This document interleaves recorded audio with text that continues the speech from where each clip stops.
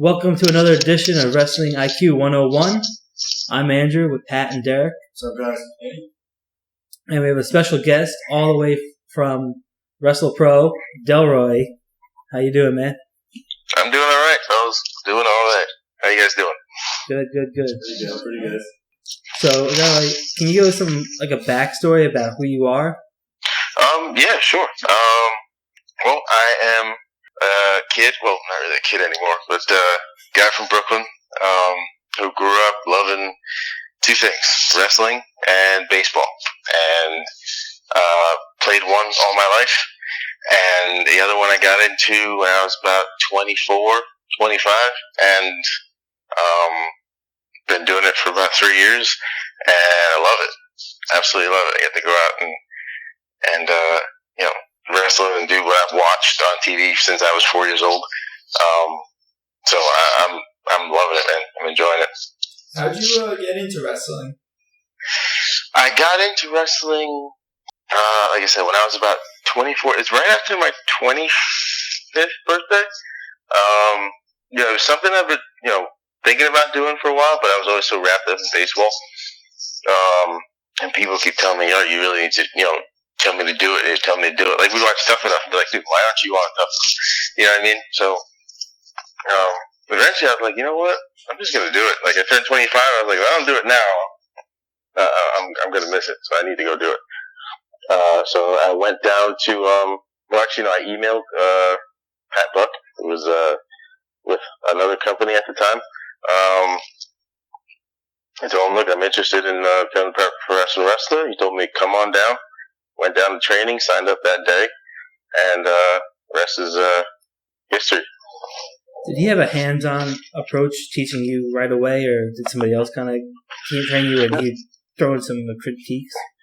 No. Pat is very hands-on with training. He trains all his students. Like, obviously, he has assistant trainers, some of the best people I've ever seen in the ring or worked with or hope to work with, and Mario Bokara and Dan Moff, Heavenly Bodies. But when it comes to the New Jersey side of Creator Pro, it's mostly Pat. Okay. Obviously, Kevin Matthews is in there too. And then you have the Creator Pro New York side, which is Brian Myers or Kurt Hawkins, as he's referred to now on the USA Network. But yeah, it's a really great circle, really great group of people that you can learn from. That have all the experience in the world. Like, you have guys who are in WWE now, who were in WWE, who have been doing this for almost 20 years. So, it's a great learning experience. Like, you come away with something every time you walk into that dojo. Yeah. Can you tell us kind of how you got your nickname, Black Stallion?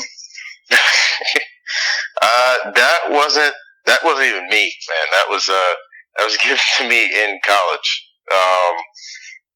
That people would watch me, I was an outfielder. People would watch me run track balls down the outfield or run the bases, and they'd look at my form and look at how I ran. Like, this dude runs like a horse, man.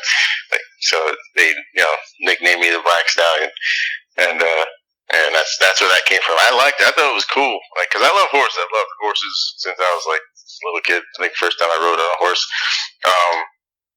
So I took it, right? And I was like, all right, if I'm going to do this, I'm going to use the Black Stallion. I'm going to be the Black Stallion. So there's money in that name, I think. Oh, yeah, I think there's money. Yeah, definitely. So I just had a question as far as you're from Brooklyn and you travel to New Jersey to wrestle. And, I just wanted to know, what is, the Brooklyn wrestling scene like? Because I know there's a lot of well-known wrestlers from Brooklyn, and a lot of times the best crowds are in Brooklyn. I think you guys were just in Brooklyn for a show, too, for WrestlePro. So I just want to know, what's the Brooklyn wrestling scene like, and what made you want to come to New Jersey to wrestle? Well, to tell you the truth, I was living in Jersey at the time when I decided I was going to, become trained to be a professional wrestler in hopes to become a professional wrestler. So at the time I hadn't really looked into too many schools in Brooklyn. there's a lot of independent shows, organizations in Jersey itself. So I just started showing up at shows, going to shows, just trying to see what I need to do to get in the door. And then one day I went to a PWS show, which is where what the company was at the time. And I just saw the way it was put on, the talent level that was there, just the way the setup was and everything. I was like, okay, if I'm gonna go somewhere, this is where I'm gonna go. And that was it. Like, I didn't really look too much into. I looked into other New York schools, but at the time I was living in Jersey, so it was like, okay, that's probably gonna be a hike. So I just went around Jersey, looked for places, and landed PWS, and now it's WrestlePro, and here I am. So, what made you decide? Because you say you love wrestling and you love baseball. So, what made you pick wrestling over baseball? Well, that decision was kind of made for me because obviously I wasn't playing for the Yankees or anything like that. No. I mean, obviously playing baseball. Growing up playing baseball, you're a kid playing baseball. You hope to make the major leagues, but there's two things I wanted to be. When I was growing up, it was I wanted to be, a star on the Yankees, or I wanted to be WWE champion. Those were the two things that I thought about. People say they want to be doctors, or they want to be firemen or policemen, or something like that. Those are the two things that I always wanted to be. So, you go through high school playing baseball. I played baseball in college in hopes that, you try to get signed and drafted and whatnot. After college, nothing happened. I went to a couple tryouts down in Florida. Didn't really go anywhere. And then I was like, all right, well, baseball doesn't seem like it's going anywhere. I've always loved wrestling. I always wanted to be a wrestler. People telling me I should be a wrestler. So let's be a wrestler. Or let's train to become a professional wrestler. Yeah. So if you would have had your choice, which one would you have picked? Like, did you have a bigger passion for baseball or a bigger passion for wrestling? Wrestling, definitely. Wrestling. If there's a baseball game on TV or a pay-per-view's on TV, I'm watching the pay-per-view. You know what I mean? It was always wrestling. I remember a couple times you have start of the opening night or something like that for baseball. The Yankees be on ESPN on a Sunday night, which just happened to fall on the same night as WrestleMania. So I'd be in my room watching WrestleMania, and the rest of my family's in the living room watching the Yankees open up against the Red Sox, and I'm screaming, it's what's the score? You know what I mean? Because I don't want to leave. I'm watching WrestleMania. You know what I mean? You didn't want to be on the Mets? On the Mets, no, nothing against the Mets. I would love to be on the Mets. I mean, that's New York. But I'm a Yankee fan. I got nothing against the Mets. I don't hate the Mets. But I'm just a Yankee fan. If the Mets were in the playoffs 2015, I was rooting for the Mets the entire way to win the World Series. Awesome. I really was. I love the city of New York. So anything that's great for the city of New York, I love. So that's my view on it. You guys had your WrestlePro had their weekend, I believe, up in Cresskill and in Bay Ridge as well. Yeah. Yes. So, huge weekend. So tell us about how was the weekend and how was your match? I know you had a match with Bokra, right? Yeah, my neck's still hurting a little bit, and my arm. Not gonna lie. Woke up Sunday and I was like, "What the hell happened?" But you should see the other guy. Yeah, right. Well, no, he won, so not see the other guys, see me. But no, it was a great weekend. First time in Cresskill for WrestlePro, and I thought it was great. It was a great building, Cresskill Community Center. I love the way the building looks. I think it's a great building for wrestling. I hope to go back there. Didn't work that card, but I was there the whole time in the back. It was a great show. We had Santino Marella there. We had Ryback come in. The Bromans, DJ Z, along with all the WrestlePro stars. And then the next night we went to Brooklyn, my hometown. So I was amped for that. It was great. I think it was the third time we've been in Brooklyn. Second time we've been in Brooklyn under WrestlePro. So that's always a good time. I mean, the building's not 15 minutes from my house, so not I don't have that huge hike. But it was great, man. I wrestled Mario Bokar, who I've been wanting to get in the ring with for a long time, and it was great.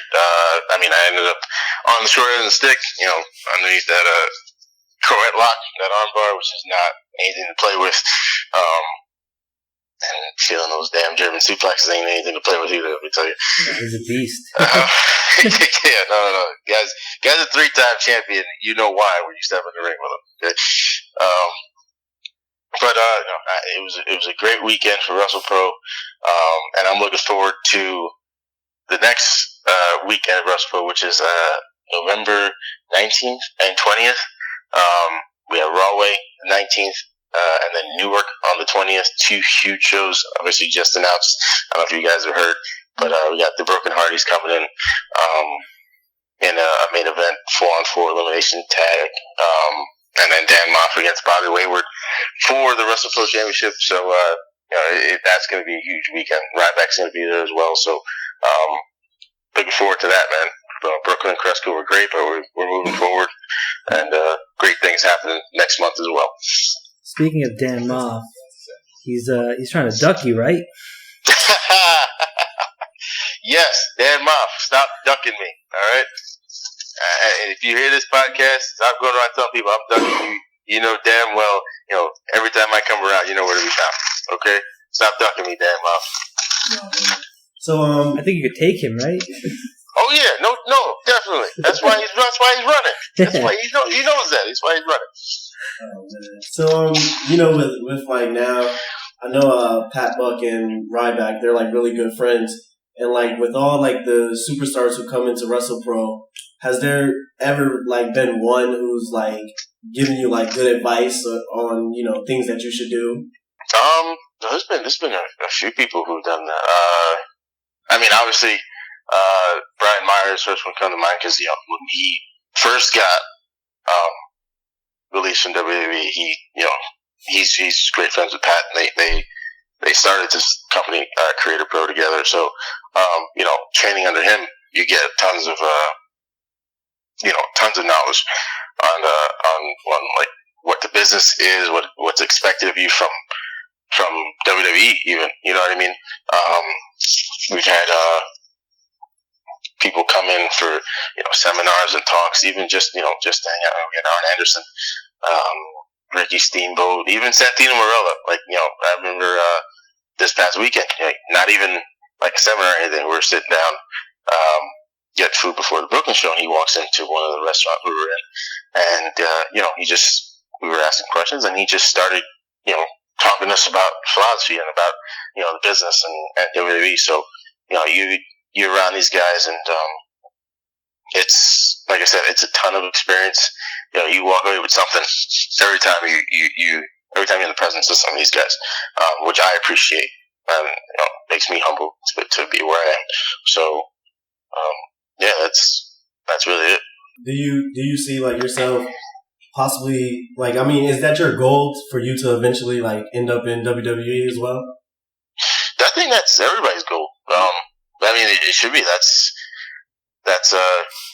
the company as far as it is for wrestling. Like if you're in baseball, you want to be on the Yankees. If you're if you're making movies, obviously you want to be. I don't know what's the top thing. I don't know. But whatever it is, you want to be at the top. So yeah, I mean, getting into wrestling, even as a kid, you watch that on TV and you're like, I want to be at WrestleMania. I want to be WWE champion. That's what everybody thinks when they get there. I mean, obviously, not everybody gets there. Unfortunately, I wish we could all get there. But I mean, at the same time, same token, I love WrestlePro. So if helping WrestlePro get to that level, or somewhere around that level is what I'm supposed to do, then I would be more than happy doing that. But yeah, the ultimate goal obviously is to get to WWE, and if anybody tells us different, they're probably lying. So, do you feel like the door has kind of cracked open a little bit now that Chris Payne and like Tessa Blanchard have been featured on there, and some other wrestlers?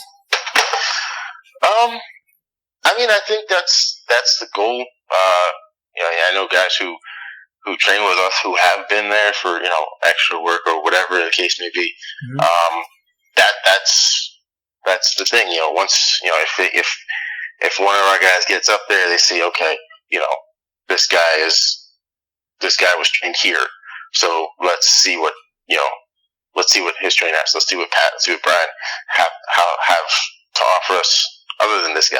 You know what I mean? So that's the goal. Once one guy gets in, it's like, okay, you hope that they see, okay, this dude's trained well. He knows what he's doing. He's got experience. He's been trained under some of the best trainers. So if we need people, if we're looking for guys, we're gonna go here. You know what I mean? So that's the ultimate goal, obviously. How important do you think in-ring chemistry is between you and the person you're working with? I mean, obviously it's important. If you're working, I guess, numerous programs, I want to say. But you work guys you can wrestle guys for the first time and have a great match as long as somebody you guys know what you're doing. So I mean, it's important, but at the same time, it's I don't want to say it's not important, but I mean, I guess it's not really a necessity because I've worked guys for the first time and have had great matches with them, like Picard, like Mo. I worked for the first time on Saturday, and I thought we had a really, really good match. So I mean, I would say it depends. Yeah. So, like, kind of speaking like on a chemistry aspect, is there anyone that you wrestled that you just feel like you have good chemistry with, and that's kind of like your favorite opponent? Well, I think the one guy I've wrestled more than any other since I've been wrestling has been Beefcake Charlie. Yeah. So I love working Beefcake. It's a good time. Anytime we're in the ring together, it's fun. And we have great chemistry. So there's that aspect of chemistry. Just because we work so much together, we always joke around and we take Ric Flair's Hall of Fame speech and we throw it back at each other. We always go, my greatest opponent in the history of this business. He talks about Ricky Steamboat. That's me and Beefcake. We're Steamboat and Flair. Or Sting and Flair. Or do you want to call it? That's funny. That is funny. He can do some crazy stuff, Beefcake, with flips and stuff like that. Yeah, man. Yeah, if Vince saw that, right? The hell are you doing? No, I'm just kidding. No, he's great, man. He's an athletic, big guy. A lot of great things coming out of that kid, definitely. It seems like a lot of people enjoy working with Beefcake. Like, what makes him so great to work with? To be honest, to pinpoint one thing is very hard. He does a lot of things well. He can put on any various types of matches. If you want to be serious, and be serious. If you want to do comedy. He's very versatile. Very versatile. So obviously, you can tell by the second rope springboard moonsault. What 300-pound guy do you see do that? None. So, how was it working with New Jack? It was an experience. It was an experience. In one word, it was an experience. I time working with New Jack was different. I remember they came to me with that. They were like, "How do you feel about going into the program with New Jack?" First thing I thought of was, "You want me to fight New Jack?" I was like, "Are you fucking kidding?" Like in my head, I'm like, I was gonna say that, so I'm like, "Are you kidding me?" So they're like, "No, we're gonna have like a thing. He's probably gonna be like your mentor, your manager." It's like, "Oh, okay, all right, that works." Okay. So I mean, obviously, anything at that time, that's like my first like real kind of like I guess character or break. So anything at that time you're fortunate to get, you're like, yeah, absolutely, I'll do it. Whatever you do, you know what I mean? So the thing about it was like I enjoyed that because you sit down and you talk to him, and he kind of gives you his philosophy, and obviously he's well known, well renowned. But that's not me. Like that gangster character, that's not me at all. So to do it was a little different. Obviously, I've been around it my entire life, but like my personality is not that. But working with him, I thought was great. We actually had a tag match one time. I don't know if you guys remember that, but I actually got the team with him, which was an experience. Instead of him just being on the outside. Did he ever try to stab you or somebody else? No, not that I've seen. I've heard stories about New Jack chase people in a car with a machete, but I won't. That's just a normal day for him. But me, no. He has not tried to stab me or anything like that. Oh, thank God. I was actually pretty cool with him. Like, a lot of people like, how is the team with New Jack? Like, think he's crazy or something like that. I mean, yeah, he's got that side to him. But if you just if you just go up and talk to him, he'll talk to you like a regular person. He's not. He's a regular guy. I mean, he's not like completely insane. So. Do you feel like, as an African American wrestler, and like your character's name being Black Stallion, that you could potentially fall in like being pigeonholed, like say Crime Time or Prime Time Players or thing like that, and it could like make it more difficult for you to get over with like the crowd? No, because that's not what the Black Stallion is supposed to portray.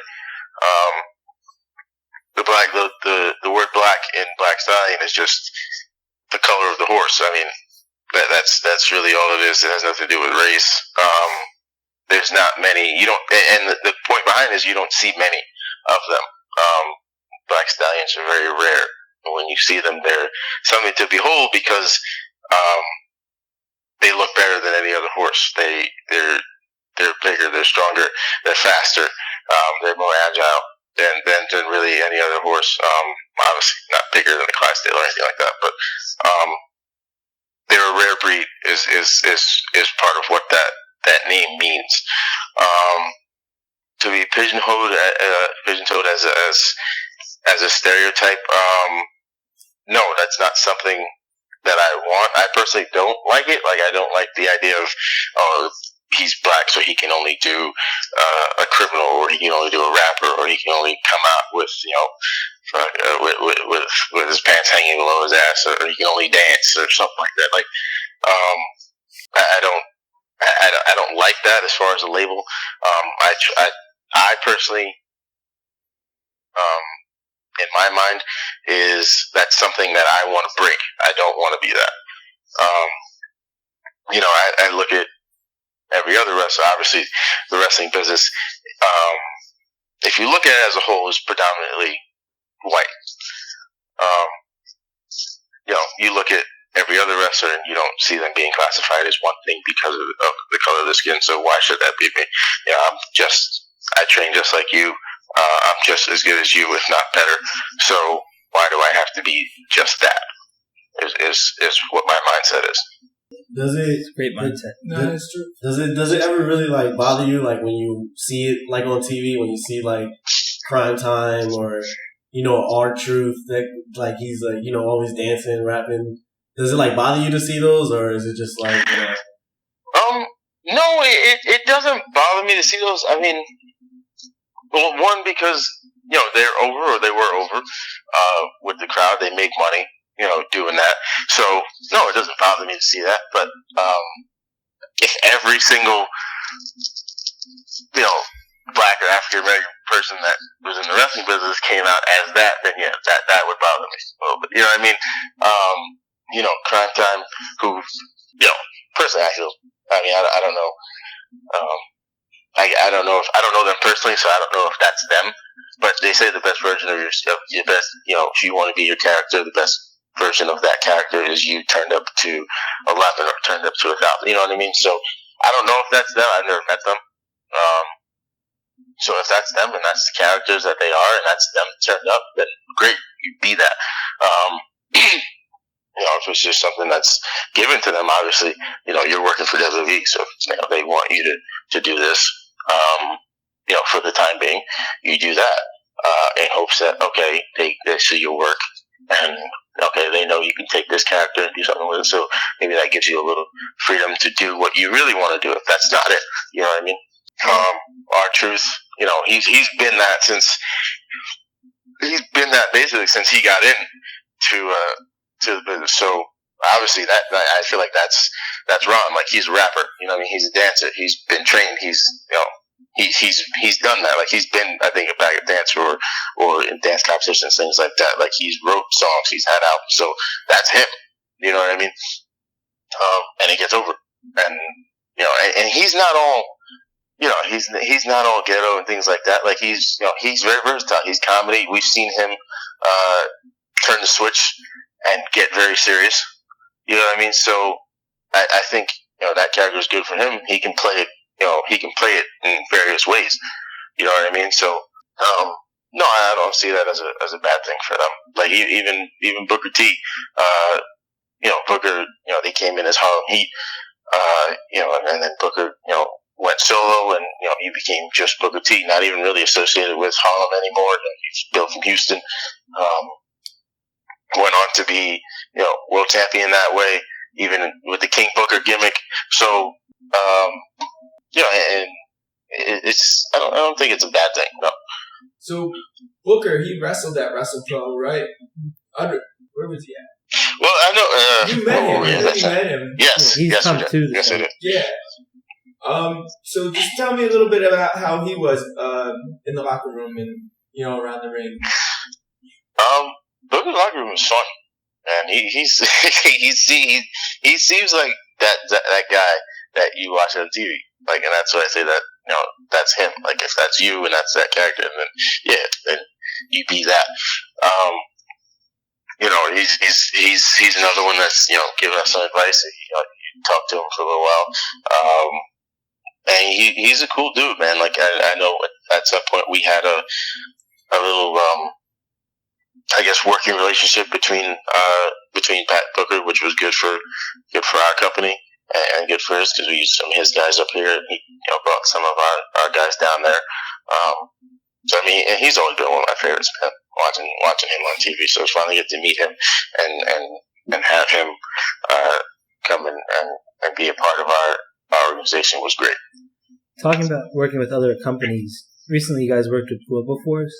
Did you like that experience, or do you feel like that kind of hurt the roster because it took some spots up? No, I mean it's tough because I don't say it hurt it. No, anytime you get to work on with a company like that, that's gone global, and with a guy like Jeff Jarrett. That can't be bad for your company if you're trying to come up. And I think that's the mindset Pat had, which I think was the right one. So no, I don't think that's bad at all. As far as taking roster spots, I mean, it's tough to say. I mean, it does take away spots, but you got to see the big picture in it. You got to see what Pat's trying to do in it. And if you're for the company as he is for us, then you appreciate that. So I don't think it was a bad thing. Also, do you feel now that since the split happened from PWS, do you feel like there's more room for you guys, since a lot of the guys have left or gone their own ways? Do you feel like there's more time for you to branch out for your character? Or even match-wise, too? Like, you have longer matches? No, I mean, I don't feel like you have more time. Mm-hmm. I think you have just the same amount of time, I feel like. But now I think there's more creativity, or there's more, freedom with your character. I mean, it was kind of like with PWS, it was kind of like a stranglehold on you as far as what you were allowed to do, because if it was something that the other owner didn't like or didn't think of himself, he didn't want any part of it. So I think now the reason the reason it looks like guys are having more fun is because they're actually getting to do things that they want to do, without that hold on them. So yeah, I mean, obviously there's some strengths. Pat has the final say in what's done and what goes out the curtain and things like that. Okay. But yeah, as far as that's concerned, I think guys have a little more freedom to kind of come up with ideas and play with things that they want to do. I think that's a difference. Have you had any like major injuries that sidelined you or stuff like that? Me, For a couple shows. no. Knock on wood. Fortunately, no.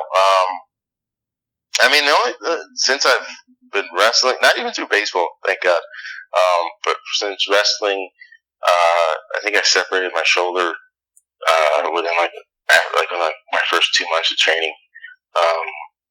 Within my first 2 months of training, I separated my shoulder. But I was only out of the ring for 6 weeks, so nothing detrimental to me, or nothing quite that serious, thank God.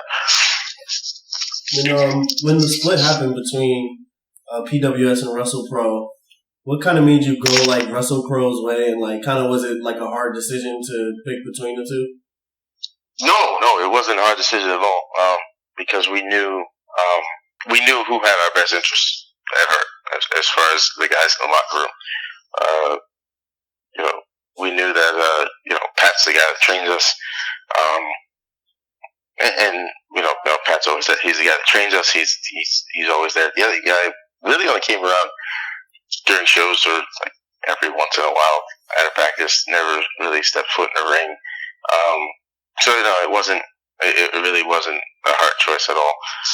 You have somebody like Pat who has the mindset that he does when it comes to furthering our company and doing things that are going to better us and better the company, as opposed to a mindset that's the opposite of that. Then you tend to go with a guy like Pat. Do you think it's better when a person who's running a company actually wrestle, let's say a Pat Buck or a Jeff Jarrett, because they kind of understand the viewpoints of a wrestler? I think it has its advantages. Yeah, I mean, even if it's for a little bit, they say some of the best coaches are the worst players. You know what I mean? So you kind of take that. You don't really, you kind of take that as it is. But as far as Pat, he can do it both. He has he can train you and he can work. He can wrestle. So he's been. He's worked in WWE developmental. He's basically trained guys in that have gone up to the main roster in WWE. So, when you have a mind like that and a guy who can do it from both ends, I think that has a major advantage as far as we're concerned at WrestlePro and Creator Pro. Even Brian Myers, a guy who can train us and go in there and work, and who's in WWE. Guys like Maher Bakar, Dan Moff, Kevin Matthews. Heavenly Bodies, Fala, guys who have the mindset who know what to do in the ring because they've been in there, and they can also relay it to you. And who also have that business mentality to say, okay, I want to take this place and I want to take it, I want to elevate it and put it up here. So, yeah. Of all the outside guys that have come into WrestlePro, who would you say has been the best to the company? Been the best to the company? Yeah. As far as what? That hasn't been difficult to deal with, and that's been cool to all the guys. It hasn't given anybody a hard time. Let's see. Well, I mean, if you're talking about two guys come to mind. One is obviously Brian, Kurt Hawkins, because he came from. But I mean, I guess he started in the independents in this area, but he was in WWE. He came back here once he wasn't in WWE anymore, and even before he was released, he was at training with us. Maybe one day a week, going over things with us and things like that. Because I remember I met him when he was still in WWE. He was at practice with us, helping us train and things like that. And then he opened up a second school with Pat. So I think he's one. That's great. He's good. He's cool to talk to. He's done a lot for us as wrestlers at Creative Pro. Another one I think of is Cody Rhodes, who was just here. A really nice guy. his respect for the business and for the boys. You could tell he was brought up, he was Dusty's kid. He just has that respect for the business that Dusty has. He has that appreciation and an appreciation for the guys who are, even though we're independent and, we're trying to come up, he sees that. And obviously he was there, so he understands that and respects that. And, be treated, I guess he was, really impressed, with us as an organization in the locker room. So, that goes a long way, obviously, because of, Pat, being taught to do things the right way. So, Cody was one of them too. Those are the two guys that I think are, to answer your question, probably the best that I've met. Who were the worst? I don't think there's been anybody that bad. I'm trying to, off the top of my head, I don't know, to be honest with you. Well, how was it, while you're thinking, how was it meeting or working with, Ryback this past weekend? Did you get to talk to him at all or spend time with him? Yeah, no. I got to talk to him. I had to talk to him, not brief, not long, a brief period of time. Obviously because he was, doing things, he's got a lot of things to do since it's his first appearance here and whatnot. But no, he's a big dude, man. And, I don't really have too much to say about him because, I didn't talk to him that long, but, shook his hand, introduced myself and it's like, it's nice to meet you, things like that. And that was really about it. So hopefully, as we go forward, I get to pick his brain and talk to him a little bit more. Did you refer to him as Ryback? Now he changed his name? Yeah, actually I did. You did? Yeah.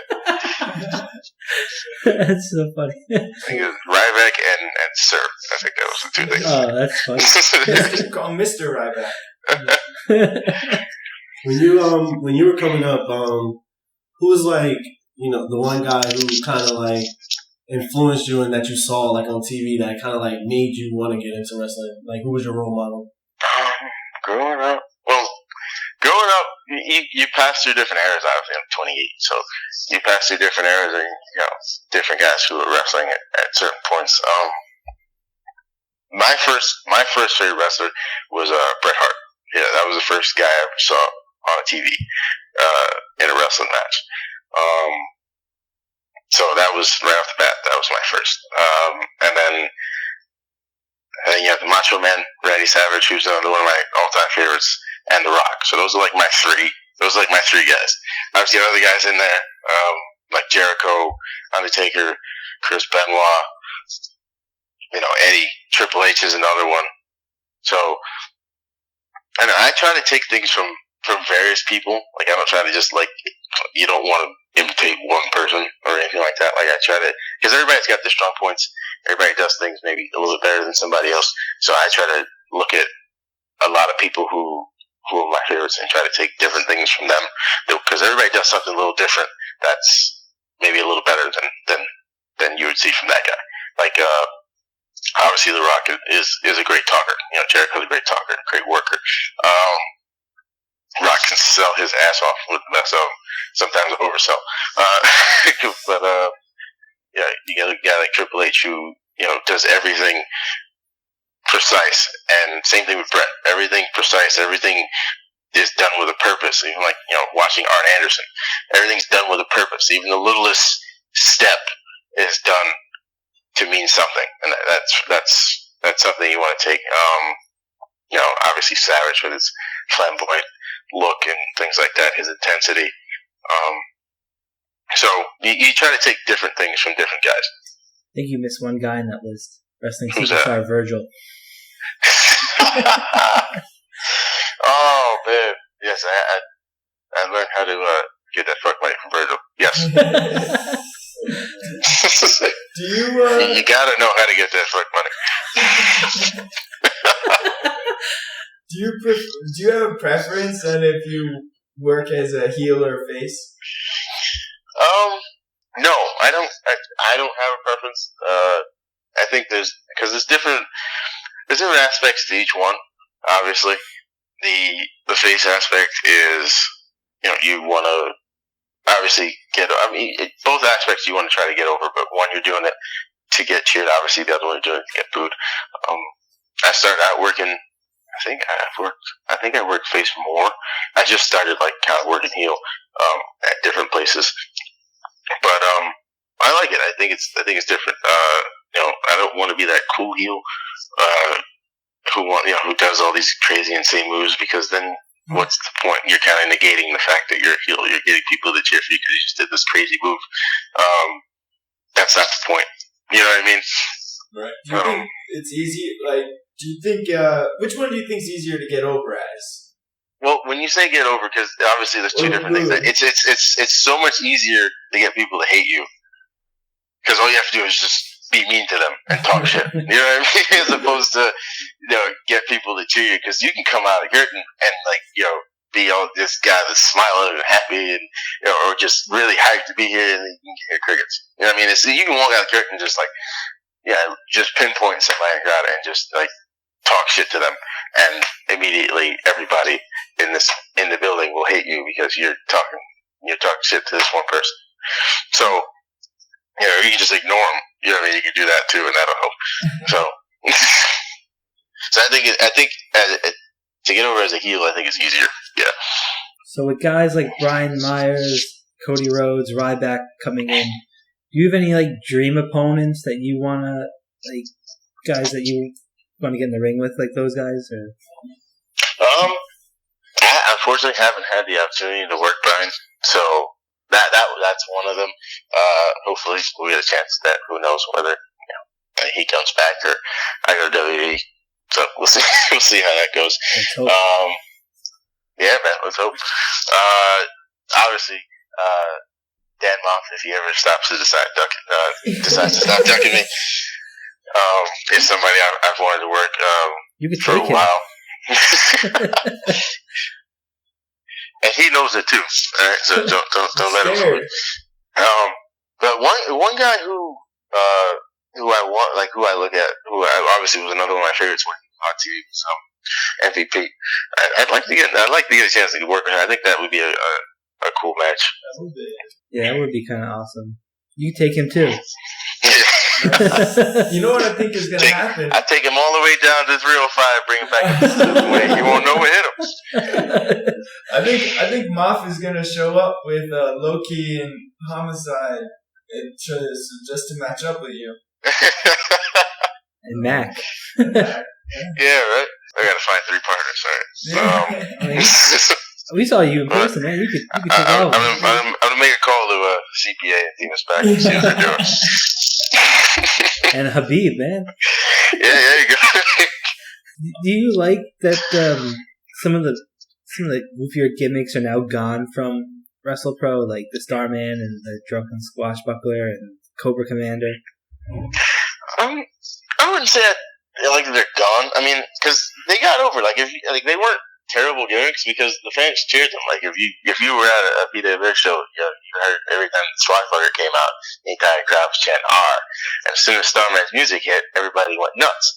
Mm-hmm. So I mean, it's not that we're happy that they're gone. I don't know. It's if they decide to bring those characters back, I think it'd be a good thing for the company because they were over. You know what I mean? So. Yeah, I don't know. I wouldn't say it's a good thing that they're gone. No. What is it like to wrestle in front of a crowd that's not into that, in front of a dead crowd? I guess it's different. You just have to work a little harder to get a reaction. Obviously you love an easy crowd that's ready to go. Like they're here for wrestling and they're ready, to cheer before the first match even happens. That's a great crowd. Obviously if it's a dead crowd, you just gotta figure out what works and just work a little hard to get a reaction out of them. But I mean, it doesn't really change the fact that you're out there to entertain. You're out there to give the people a show. So. Yeah, so we're gonna wrap it up, Delroy. Okay. Yeah, do you have anything that you wanna plug? Any events, Twitter, Instagram, anything like that? You can if you need to get in contact with me or any reason at all, you can contact me on Twitter at Delroy A. Cox. Instagram is at Delroy Alexander. I'm on Facebook as well. Book Delroy at Gmail if you have any bookings that you want me for. WrestlePro Online, get all your WrestlePro news, things like that. Obviously, November 19th and 20th, we got 2 huge shows back-to-back nights, Saturday and Sunday, Rahway and Newark.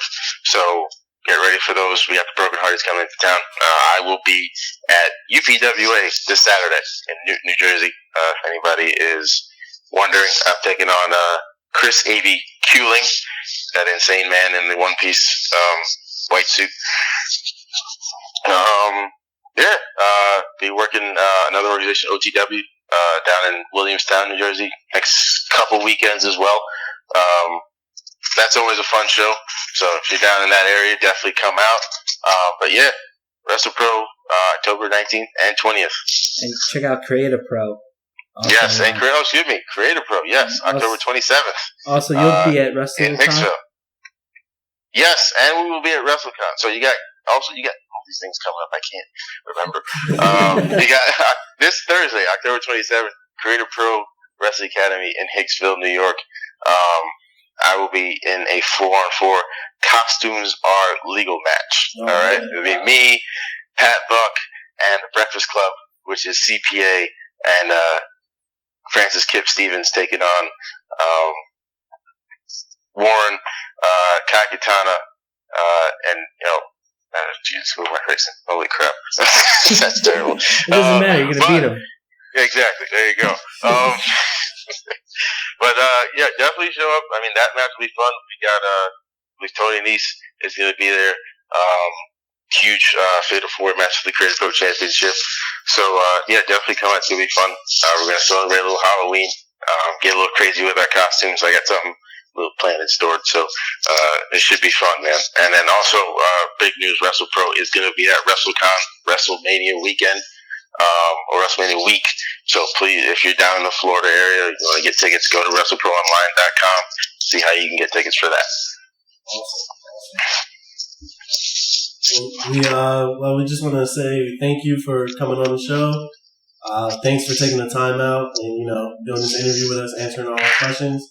No, man, I'm glad you finally got a chance to do this. Right. You're the man. Thanks a lot. Hopefully we'll have you on soon again. We'll talk to you soon. Yeah, but anytime you guys want, man, definitely. Thank you, fellas. Appreciate it. Thank you. Thanks, guys. See ya.